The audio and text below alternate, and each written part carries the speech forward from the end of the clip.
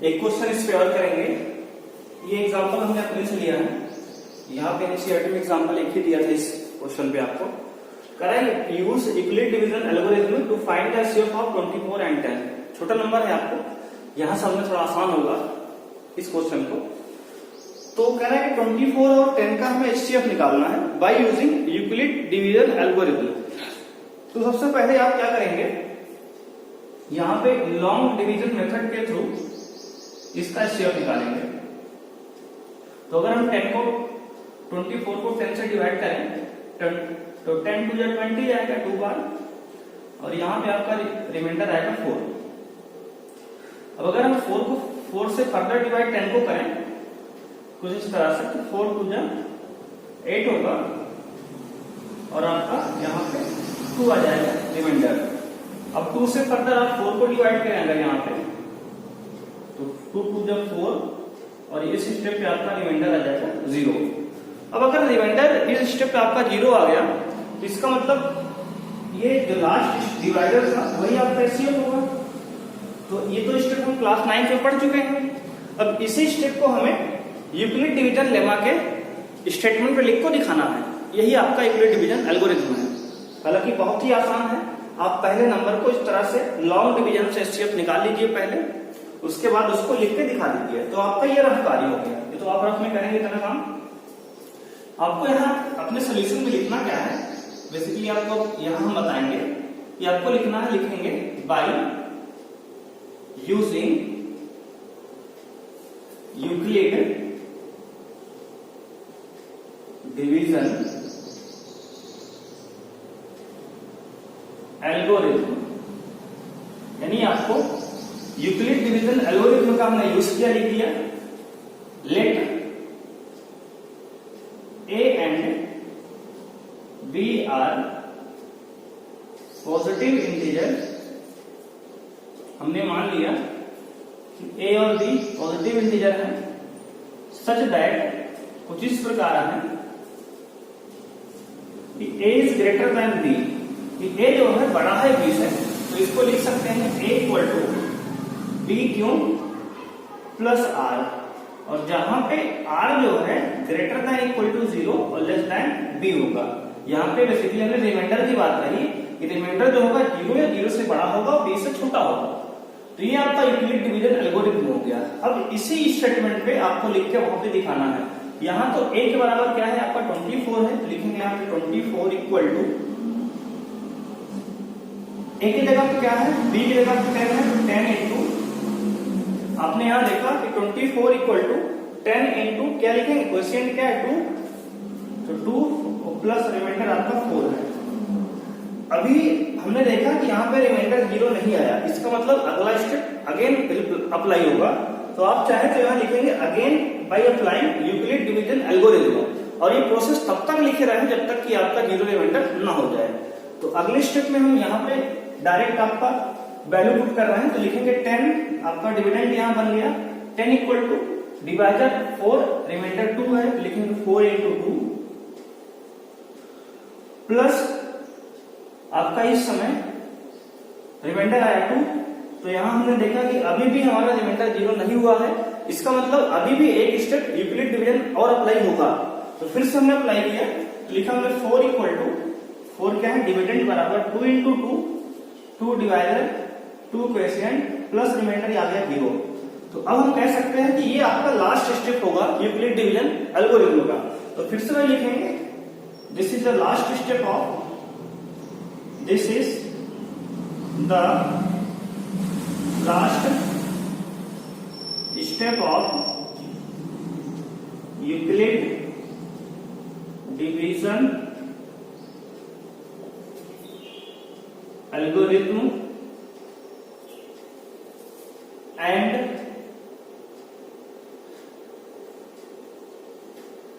at this stage the divisor is 2, so the HCF of 24 and 10 is 2. तो आपका ये answer हो जाएगा। तो हमने यहाँ बेसिकली लिखा कि ये आपका यूक्लिड डिवीजन लेमा का लास्ट स्टेप है और इस स्टेज पर आपका जो डिवाइजर था 2 था, तो इसलिए आपका जो HCF होगा 24 और 10 का वो 2 होगा। तो कुछ इस तरह से आपको क्वेश्चन को एग्जाम में सॉल्व करके लिखना है। लिखने का तरीका बिल्कुल एज इट इज आपको ऐसे ही कॉपी करना है। यहाँ पे बिल्कुल हमने एग्जाम के ओरिएंटेड यहाँ पे लिखा है। अब आइए देखते हैं एनसीईआरटी का सेकंड एग्जाम्पल, जो कि इससे थोड़ा सा अलग होगा। बात करेंगे एग्जाम्पल नंबर 2 की। So that every positive even integer is of the form 2q and that every positive odd integer is of the form 2q plus 1 where q is some integer। Correct, आपको show करना है कि प्रत्येक even positive integer जो होगा 2q के form में होगा और प्रत्येक ऑड पॉजिटिव इंटीजर जो होगा आपका 2q plus 1 के फॉर्म में होगा, और जहां पे q एक इंटीजर कोई भी इंटीजर है, सम इंटीजर है। तो देखिए, इसको समझने के लिए थोड़ा सा एक एग्जांपल लेते हैं पहले। मान लीजिए कोई नंबर n है, उसको आपने 2 से डिवाइड किया। अगर कोई नंबर n है उसको आपने 2 से डिवाइड किया, तो इसका मतलब यहाँ पे आप देखिए बेसिकली कितना क्या क्या आपका रिमाइंडर यानी शेषफल आ सकता है। फोकस कीजिएगा आप बात पे कि किसी नंबर n को अगर आपने 2 से डिवाइड किया तो आपका क्या क्या शेषफल आ सकता है। तो बात करेंगे, या तो शेषफल आपका 0 होगा 2 से डिवाइड करने पर, या तो आपका शेषफल 1 होगा बस, और शेषफल आपका 2 तो हो नहीं सकता, क्योंकि अगर 2 शेषफल आएगा तो इसका मतलब एक बार डिवाइड हो जाएगा ही। तो आपका रिमाइंडर तो 0 होगा या तो 1 होगा। आपने यहां से ये जाना। तो अगर हमें जो नंबर यहां दिया है 2q plus 1 2q plus r के फॉर्म कर दिया। अगर आप ध्यान से इस बात को समझो, 2q यानी कि a बराबर bq प्लस समथिंग का नंबर ये है। तो अगर हम यहाँ अप्लाई करें यूक्लिड डिवीजन लेमा, तो बाई अप्लाइंग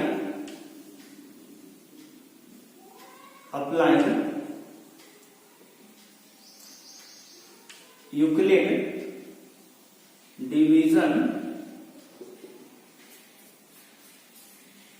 एल्गोरिथम,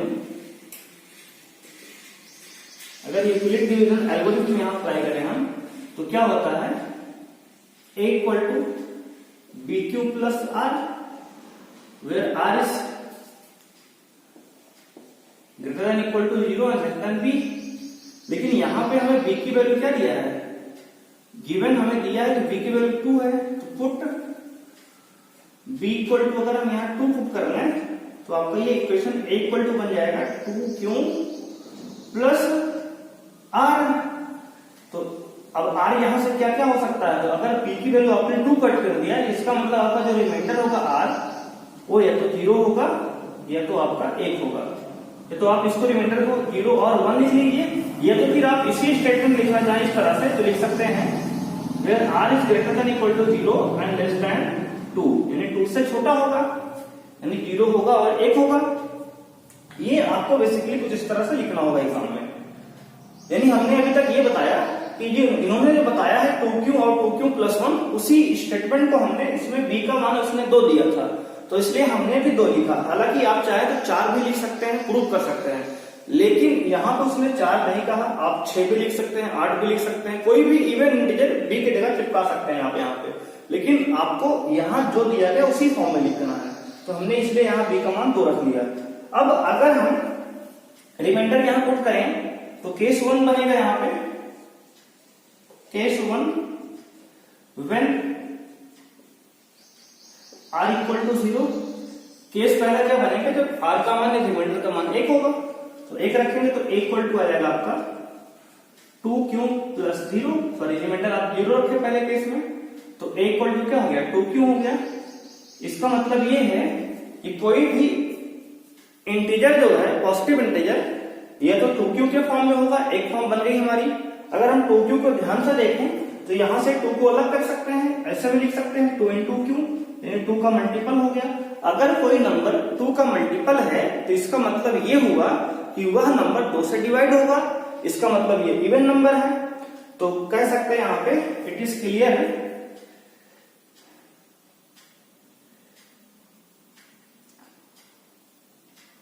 क्लियरली लिखेंगे हम, clearly we can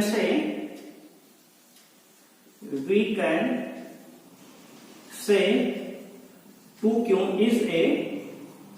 is an even positive integer, यानी कि क्लियरली हम देख सकते हैं कि जो 2q है वो इवन पॉजिटिव इंटीजर है। इसका मतलब एक बात तो हमने प्रूव कर दिया इनकी कि जो 2q है आपका इवन पॉजिटिव इंटीजर होगा, ये हमने इस तरह से यहाँ पे प्रूव कर दिया। अब बात करेंगे केस नंबर 2 की। तो केस 2 की बात करेंगे, तो केस 2 यहाँ पे तो स्पेस है नहीं, ऐसा करते हैं केस 2 को हम यहाँ लिख रहे हैं इस स्पेस में। तो केस 2 लेंगे, केस 2 में क्या लेंगे, when r equal to 1, r का वैल्यू 1 चिपकाएंगे यहाँ पे, तो आपका a इक्वल टू हो जाएगा 2q प्लस 1। अब यहाँ पे हम देख सकते हैं कि ये तो 2 का मल्टीपल है, यानी इतना नंबर तो 2 से डिविजिबल है, यानी 2 यहाँ से कॉमन आ सकता है, लेकिन यहाँ पे 2 कॉमन नहीं आएगा। इसका मतलब ये है कि ये इवन नहीं है। अगर यहाँ से 2 कॉमन नहीं ले सकते हम, तो इस बात को हम समझ सकते हैं कि ये 2 से डिविजिबल तो नहीं है, इसका मतलब ये इवन नहीं है, ऑड है। तो इसको हम लिख सकते हैं clearly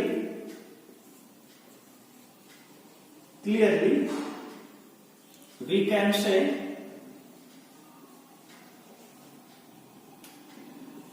2q plus 1 is a not multiple of 2, so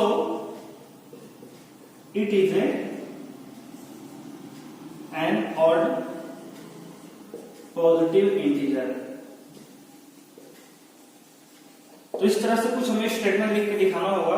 तो हमने यहां ये बताया कि कोई भी पॉजिटिव इंटीजर अगर इवन है तो 2q प्लस 1 के फॉर्म में, और अगर ऑड है तो 2q प्लस 1 के फॉर्म, अगर आपका इवन है तो 2q के फॉर्म में, और अगर आपका ऑड है तो 2q प्लस 1 के फॉर्म में लिखा जाएगा, जहां पर q कोई भी पॉजिटिव इंटीजर हो सकता है।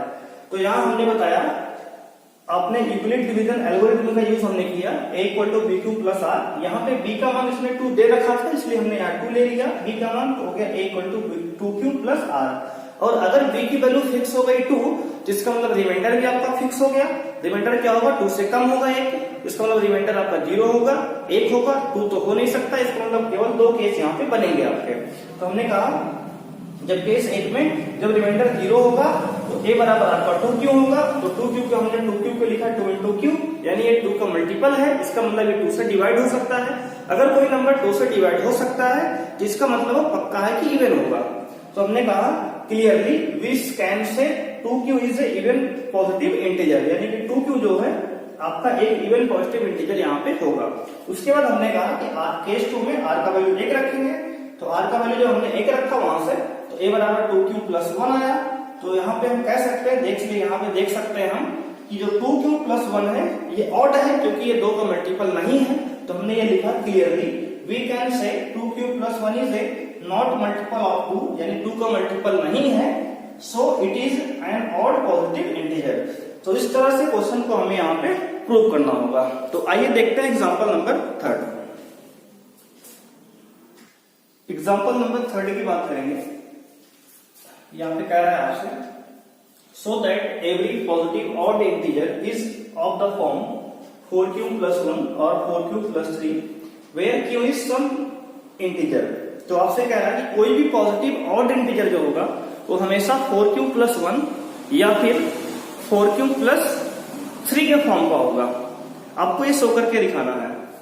तो यहाँ अगेन हम एक एग्जांपल ले रहे हैं। मान लीजिए कोई नंबर आपका n है, आपने उसको 4 से डिवाइड किया। जब n को आपने 4 से डिवाइड किया तो आप कहेंगे रिमाइंडर आपका क्या क्या आ सकता है। तो आप कोशिश करेंगे पहले रिमाइंडर क्या क्या आएगा सोचने की। तो रिमाइंडर आपका है तो 0 आएगा, ये तो 1 आएगा, ये तो 2 आएगा, ये तो 3 आएगा, 4 तो आ नहीं सकता, क्योंकि 4 अगर रिमाइंडर आएगा तो इसका मतलब 4 से डिवाइड हो सकता था। इसका मतलब हमने क्वेश्चन को भाग गलत किया है। तो इसका मतलब ये होगा कि आपका रिमाइंडर आ सकता है 0, रिमाइंडर आ सकता है 1, रिमाइंडर आ सकता है 2, रिमाइंडर आ सकता है 3, यानी कि 4 पॉसिबल केस बनेंगे यहाँ पे आपके। यानी किसी नंबर n को अगर आपने 4 से भाग लगाया तो इसका मतलब ये हुआ कि आपका जो रिमाइंडर है या तो 0 होगा, या तो 1 होगा, या तो 2 होगा, या तो 3 होगा। रिमाइंडर कभी भी 4 नहीं हो सकता। क्यों नहीं हो सकता? क्योंकि अगर आपने 4 से ही भाग किया है और रिमाइंडर भी 4 आ रहा है, इसका मतलब एक बार आपने भाग वहां पे नहीं किया, एक बार वो भाग हो सकता था। तो आपने ये समझा यहाँ पे रिमाइंडर क्या क्या किस केस में आएगा। अब यहाँ पे हमने 4 से भाग क्यों कराया? क्योंकि यहाँ पे नंबर जो हमें शुद्ध करना है वो 4 का मल्टीपल का ही है, इसलिए हमने 4 से यहाँ भाग करा दिया। अगर यहाँ 6 क्यूब प्लस 1 होता तो यहाँ पे हम 6 से भाग कराते तो रिमाइंडर 0, 1, 2, 3, 4, 5 तक लिखते होते। अगर यहाँ 8 क्यूब प्लस 1 लिखा होता तो रिमाइंडर हम यहाँ डिवाइडर 8 से कराते डिवाइड, और रिमाइंडर 1 से 7 तक लिख रहे होते, सॉरी 0 से 7 तक लिख रहे होते। अगर यहाँ नंबर आपका 10 के प्लस 1 होता तो आप डिवाइडर यहाँ पे 10 लिए होते और रिमाइंडर 0 से 9 तक लिख रहे होते, यानी 0 से 9 तक आपका डिवाइडर हम सॉरी रिमाइंडर लिख रहे होते। तो इसका मतलब ये बात तो निकल के आती है यहाँ पे कि डिवाइडर पे आपका रिमाइंडर डिपेंड करेगा। तो हमने यहाँ पे ये बताया अभी तक आपको कि यानी अगर कोई नंबर ऑड पॉजिटिव इंटीजर आपका 4 क्यूब प्लस 1 और 4 क्यूब प्लस 3 के फॉर्म का लिखा जाएगा तो इसका मतलब ये है कि उसका डिवाइडर 4 है, कंफर्म है ये बात। और अगर यहाँ पे अप्लाई करें, हम लिखेंगे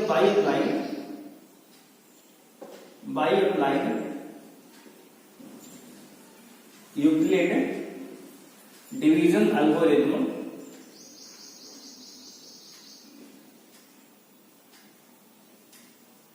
अगर यूक्लिड डिवीजन एल्गोरिथम अप्लाई करें a equal to B Q plus R पे, वेयर जहां पे r is greater than equal to 0 and less than b है, तो यहाँ पे b की वैल्यू हालांकि तो हमें दी गई है 4 है, तो यहाँ पुट कर देंगे, तो लिखेंगे पुट b इक्वल टू 4। अगर b की वैल्यू पुट करेंगे 4 तो b इक्वल टू हो जाएगा आपका 4 क्यूब प्लस 0 सॉरी r। और आपका r की वैल्यू क्या क्या पॉसिबल हो सकती है? जैसे ही आपका डिवाइडर फिक्स हो गया वैसे ही आपका रिमाइंडर भी फिक्स हो गया। रिमाइंडर क्या क्या हो सकता है? रिमाइंडर कहेंगे यहाँ पे ये तो 0 होगा, ये तो 1 होगा, ये तो 2 होगा, ये तो 3 होगा। यानी आपका रिमाइंडर यहाँ 4 केस बन सकते हैं, 0, 1, 2, 3। अगर इस फॉर्म का अगर लिखना चाहें तो इसको लिख सकते हैं 0 रिमाइंडर जो है 0 या 0 से बड़ा होगा तो 4 से क्या होगा? छोटा होगा, इस तरह से, यानी कि 3 तक ही होगा। तो अब हम यहाँ केस बनाएंगे। केस पहला होगा जब रिमाइंडर 1 होगा, सॉरी 0 होगा। केस दूसरा होगा जब रिमाइंडर 2 होगा। केस तीसरा लेंगे जब रिमाइंडर आपका 2 होगा। केस चौथा लेंगे जब रिमाइंडर आपका 3 होगा। तो बारी बारी से एक एक केस लेके हम सिद्ध करेंगे कौन सा इवन है कौन सा ऑड है। आपको बेसिकली क्वेश्चन में यही करना है। तो आइए प्रूव करते हैं। तो केस 1 लेंगे। केस 1 में व्हेन रिमाइंडर इज 0, जब रिमाइंडर आपका 0 है तो a इक्वल टू क्या आएगा? 4 क्यूब प्लस 0 आएगा। तो 4 क्यूब प्लस 0 क्या लिख सकते हैं? 4 क्यूब, यानी इसको लिख सकते हैं 2 इंटू 2 क्यूब। अगर इसको हम ध्यान से देखें तो ये नंबर 2 का मल्टीपल है। अगर कोई नंबर 2 का मल्टीपल है तो इसका मतलब ये है कि ये इवन नंबर है, यानी कि 2 से कट जाएगा ये, इसका मतलब ये इवन नंबर है। तो यहां पे कहेंगे हम clearly 2 into 2 cube is a multiple of 2, so it is an even positive integer. तो आपका ये क्या होगा? एक इवन पॉजिटिव इंटीजर हो जाएगा।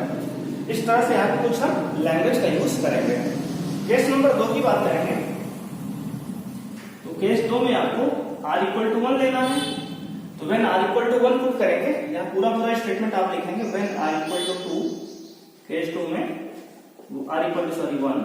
तो जब r इक्वल टू 1 लेंगे तो आपका क्या आएगा? a इक्वल टू आ जाएगा 4 क्यूब प्लस 1।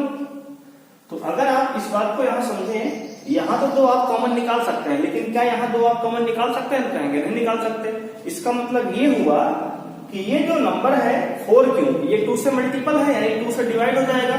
लेकिन क्या 1 4 का मल्टीपल है? तो कहेंगे नहीं है 2 का मल्टीपल, सॉरी। इसका मतलब ये इवन नहीं है। अगर ये 2 का मल्टीपल नहीं है पूरा नंबर, इसका मतलब ये हुआ कि ये पूरा नंबर जो 4 क्यूब प्लस 1 लिखा गया है हमारे सामने, ये ऑड है। तो यहाँ पे हम यही स्टेटमेंट को यहाँ पे लिखेंगे, लेकिन क्लियरली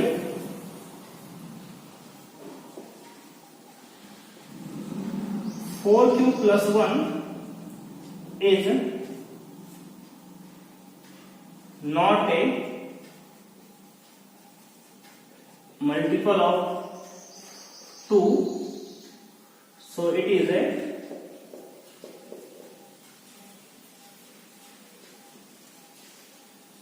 odd मल्टीपल।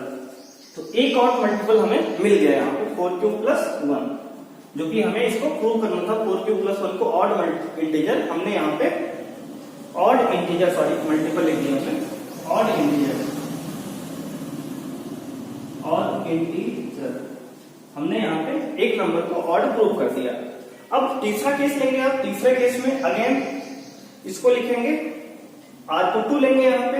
जब r को 2 लेंगे तो यहाँ पे केस नंबर 3 हम यहाँ लिख दे रहे हैं, यहाँ पे केस 3 में व्हेन r इक्वल टू 2, तो a इक्वल टू हो जाएगा 4q plus 2। अब इसको लिख सकते हैं a इक्वल टू 2, अगर दोनों में कॉमन लें तो आ जाएगा 2q plus 1। यानी यहाँ पे हम देख सकते हैं कि यहाँ पे 2 का मल्टीपल इस नंबर में आ गया, इसका मतलब ये इवन है। तो अगेन स्टेटमेंट यही लिखेंगे ये वाली, कि यहाँ पे clearly 2 into 2q plus 1 is A multiple of 2, so it is N even integer. तो ये क्या है, ये इवन है। यहाँ पे हम शॉर्ट में इवन लिख दे रहे हैं, आप इसको पूरा स्टेटमेंट यहाँ पे कॉपी करेंगे। तो इवन है यानी कि ये ऑड आपका नहीं है, यानी इसकी हमें आवश्यकता नहीं थी एग्जाम अपने आंसर में। हमारे आंसर में केवल ये दोनों प्रूव करना है। तो बात करेंगे केस नंबर 4 की। केस 4 की बात करेंगे। केस 4 में व्हेन r इक्वल टू 3 लेंगे तो आपका a इक्वल टू क्या हो जाएगा 4q plus 3। अब यहां भी आप देख सकते हैं कि 4q में 2 का मल्टीपल आएगा, लेकिन क्या 3 में 2 का मल्टीपल आएगा? क्या 3 2 से डिवाइड होगा? तो आप कहेंगे नहीं होगा। इसका मतलब ये हुआ कि ये भी नंबर आपका क्या है, ऑड है। तो ऑड के लिए स्टेटमेंट हमने ये लिखा हुआ है कि क्लियरली, यहाँ पे नीचे लिखा है क्लियरली, ये नंबर आप लिखेंगे 4q plus 1 sorry 3 is not multiple of 2, so it is an odd integer. इस तरह से स्टेटमेंट आप यहाँ भी लिखेंगे, इस वाले का स्टेटमेंट यहाँ लिख देंगे, यानी कि ये ऑड हो गया। तो एक नंबर ऑड आपका ये आया यहाँ पे, और एक ऑड आपका यहाँ पे 4q plus 1 आया। तो आपके दो नंबर ऑड आए, 4q plus 1 4q plus 3।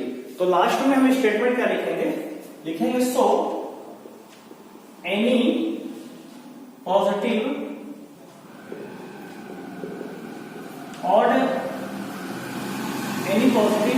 Odd integer is in the form of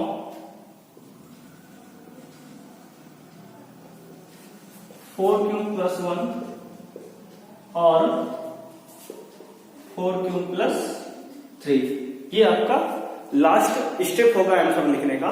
तो हमने यहाँ ये बताया, अतः कोई भी पॉजिटिव ऑड इंटीजर जो होगा वो या तो 4q plus 1 के फॉर्म का होगा या तो 4q plus 3 के फॉर्म का होगा। तो इस तरह से आपको क्वेश्चन को सॉल्व करना होगा। हालांकि अगर आपको हम ये बताएं कि हमने 4 ही क्यों लिया यहाँ पे 4q plus 1, क्योंकि 4q हमारा क्वेश्चन में दिया गया था, इसलिए 4 लिया गया। अगर क्वेश्चन में हमारे 6q plus 1 के फॉर्म का प्रूव करना होता तो हम b का मान यहाँ 6 भी ले रहे होते वहां पे। तो कुछ एग्जाम्पल आपके एक्सरसाइज में भी इस तरह के हैं, वहां और आपको क्लियर होगा ये बातें। तो आइए देखते हैं नेक्स्ट क्वेश्चन इस पे।